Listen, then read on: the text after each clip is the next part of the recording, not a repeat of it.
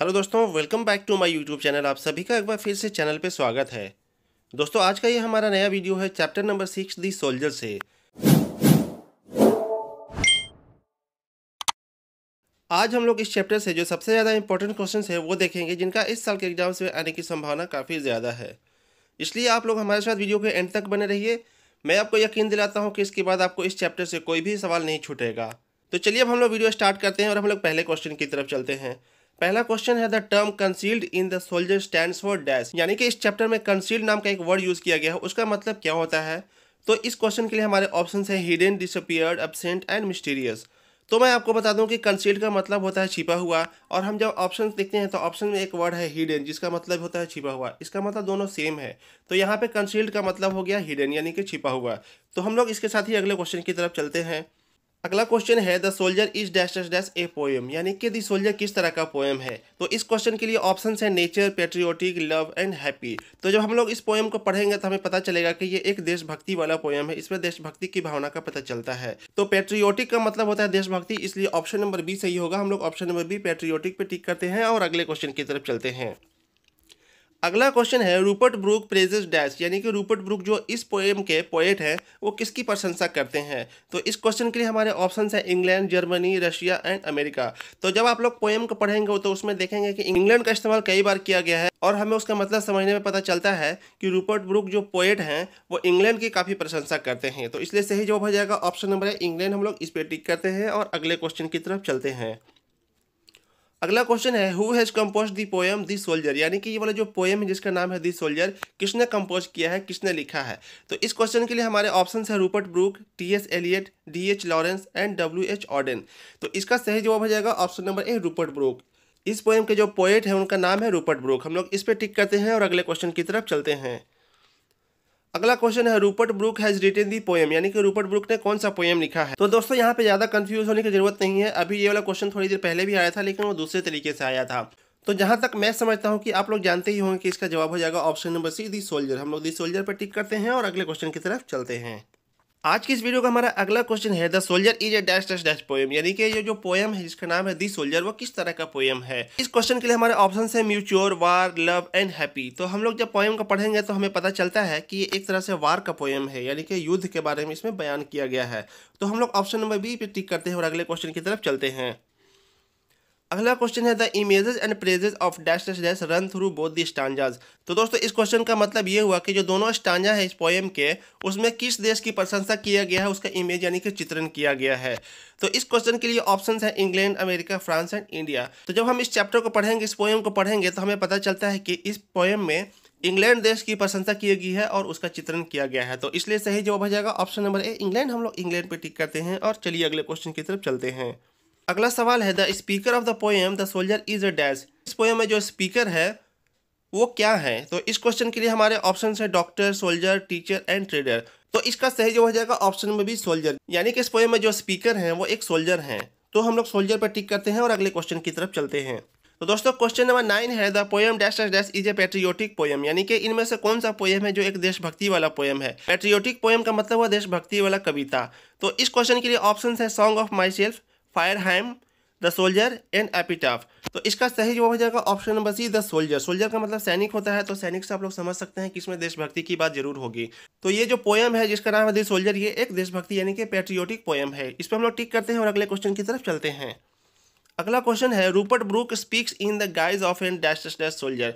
तो इस क्वेश्चन में हमसे ये पूछा जा रहा है कि जो इस पोएम के पोएट है जिनका नाम रूपर्ट ब्रूक है, वह किस देश के सोल्जर के रूप में, किस देश के सोल्जर के भेष में बात करते हैं। तो इस क्वेश्चन के लिए हमारे ऑप्शन है English, American, French and European. तो ये जो पोएम, इसके जो पोएट हैं वो एक इंग्लैंड के रहने वाले हैं और इंग्लैंड देश की प्रशंसा करते हैं, इंग्लैंड के बारे में बात करते हैं। तो यहाँ पे इस क्वेश्चन का जवाब हो जाएगा इंग्लिश, यानी कि जो इंग्लैंड में रहते हैं उनको इंग्लिश कहा जाता है। तो जो पोएट है रूपर्ट ब्रूक वो एक इंग्लिश सोल्जर के रूप में बात करते हैं, इंग्लिश सोल्जर के भेष में बात करते हैं। तो इसका सही जवाब हो जाएगा ऑप्शन नंबर ए इंग्लिश। हम लोग इंग्लिश पे टिक करते हैं और अगले क्वेश्चन की तरफ चलते हैं।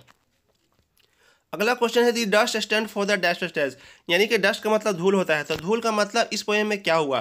तो इसका ऑप्शन है leader, teacher, farmer and soldier. तो यहाँ पे डस्ट का मतलब हो गया सोल्जर, सोल्जर के रूप में इसको बताया गया है। तो सही जवाब हो जाएगा ऑप्शन नंबर डी सोल्जर। हम लोग इस पर टिक करते हैं और अगले सवाल की तरफ चलते हैं। अगला सवाल है the poet in the soldier is depicting the miseries of dash. तो इस क्वेश्चन का मतलब ये हुआ कि इस पोएम में जो कवि है वो किस चीज़ के दुखों की कहानी का चित्रण करते हैं। डिपिक्टिंग द माइजेस का मतलब होता है दुखों का चित्रण करना। इस क्वेश्चन के लिए हमारे ऑप्शन है वार, नेचर, रिलेशन एंड लव। दोस्तों जब हम लोग पोएम पढ़ेंगे तो इसमें हमें पता चलता है कि एक वार के बारे में बताया गया है, किस तरह की चीज़ें होती है, किस तरह के बलिदान और कुर्बानियाँ दी जाती हैं, उसके दुखों का चित्रण किया गया है। तो इसका सही जो हो जाएगा ऑप्शन नंबर ए। हम लोग ऑप्शन नंबर ए वार पे टिक करते हैं और अगले क्वेश्चन की तरफ चलते हैं।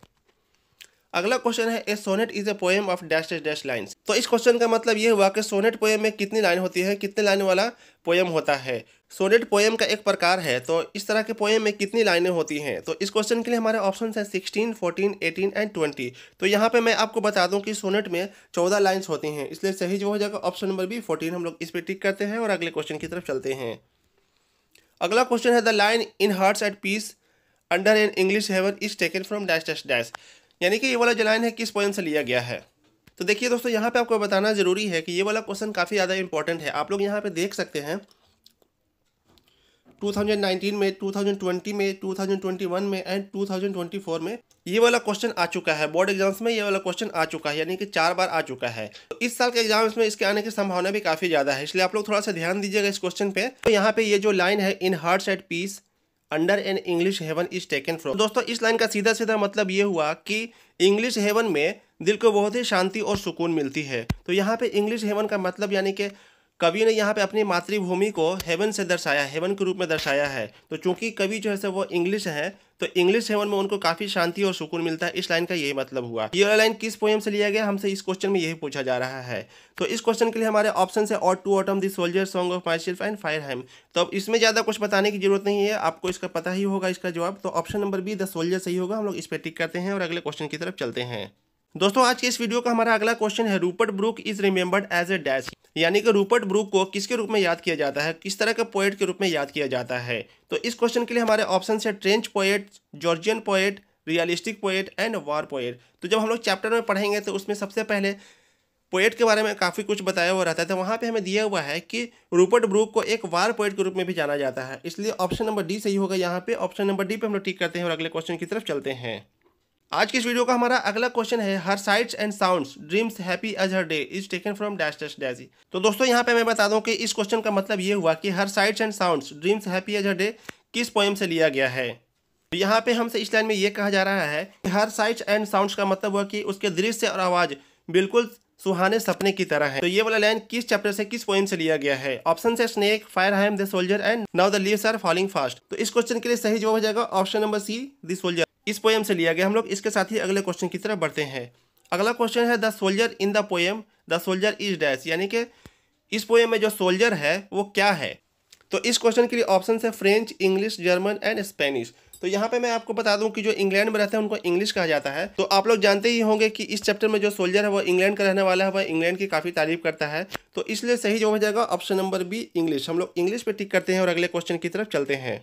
अगला क्वेश्चन है the poet in the soldier is in love with his dash. यानी कि जो पोएट है, इस पोएम में जो पोएट है वो किसके साथ लव में है, किसके साथ प्यार करता है, किसके साथ प्यार में है। तो इस क्वेश्चन के लिए हमारे ऑप्शन है country, sister, wife and parents. तो आप लोग जानते ही होंगे कि जो सोल्जर होते हैं वो अपनी मातृभूमि यानी अपने देश यानी अपनी कंट्री से बहुत ही ज़्यादा प्यार करते हैं। तो इसलिए इसका सही जो हो जाएगा ऑप्शन नंबर एक कंट्री। यानी कि जो पोएट है द सोल्जर में वो अपने देश से काफ़ी प्यार करता है, इसकी काफ़ी तारीफ करता है। ऑप्शन नंबर एक कंट्री सही होगा। हम लोग इसके साथ ही अगले क्वेश्चन की तरफ बढ़ते हैं। अगला क्वेश्चन है Rupert Brooke was born in dash. यानी कि रूपर्ट ब्रूक कब पैदा हुए थे। तो इस क्वेश्चन के लिए हमारे ऑप्शन है 1853, 1867, 1887 और 1889। तो इस क्वेश्चन के लिए सही जवाब हो जाएगा option number C 1887। Rupert Brooke जो पोएट है वो 1887 में पैदा हुए थे। तो दोस्तों आज के इस वीडियो का हमारा अगला क्वेश्चन है क्वेश्चन नंबर 21, जो कि आज के इस वीडियो का लास्ट क्वेश्चन है Rupert Brooke died in dash. यानी कि रूपर्ट ब्रूक की मृत्यु कब हुई थी। तो इस क्वेश्चन के लिए हमारे ऑप्शन है 1905, 1910, 1915 एंड 1920। दोस्तों यहाँ पे मैं आपको बता दूं कि रूपर्ट ब्रूक की मृत्यु 1915 ईस्वी में हुई थी, इसलिए सही जवाब हो जाएगा ऑप्शन नंबर सी 1915। तो दोस्तों अभी आपने देखा इस चैप्टर से काफ़ी ज़्यादा इंपॉर्टेंट वाले जो ऑब्जेक्टिव क्वेश्चन थे, एक एक करके बारी बारी आपने सभी क्वेश्चंस देखे, उनका मतलब समझा। उम्मीद है आप लोगों को काफ़ी बेनिफिट हुआ होगा, आप लोग क्वेश्चन समझ गए होंगे। तो अब मैं आपसे आशा करता हूं कि बोर्ड एग्जाम्स में कोई भी क्वेश्चन इनमें से आता है तो आप लोग इसका आंसर सही सही दे पाएंगे। दोस्तों वीडियो कैसा लगा आप लोग बताइएगा जरूर। अगर आपको वीडियो पसंद आता है तो वीडियो को लाइक कीजिए, एक प्यारा सा कमेंट कर दीजिए, अपने दोस्तों के साथ शेयर कीजिए ताकि वो लोग भी वीडियो को देख सकें और उनका एग्जाम भी अच्छा जाए। अगर आप चैनल पर नए हैं, पहली बार हमारे वीडियो को देख रहे हैं, तो हमारे इंस्पिरेशन के लिए, हमारी प्रेरणा के लिए आप चैनल को सब्सक्राइब जरूर कीजिए। आपके सब्सक्राइब करने से हमें काफ़ी मोटिवेशन मिलता है। दोस्तों यहाँ तक वीडियो देखने के लिए आपका बहुत ही ज़्यादा धन्यवाद। हम आपसे मिलेंगे अगले वीडियो में, तब तक के लिए थैंक यू सो मच। जय हिंद।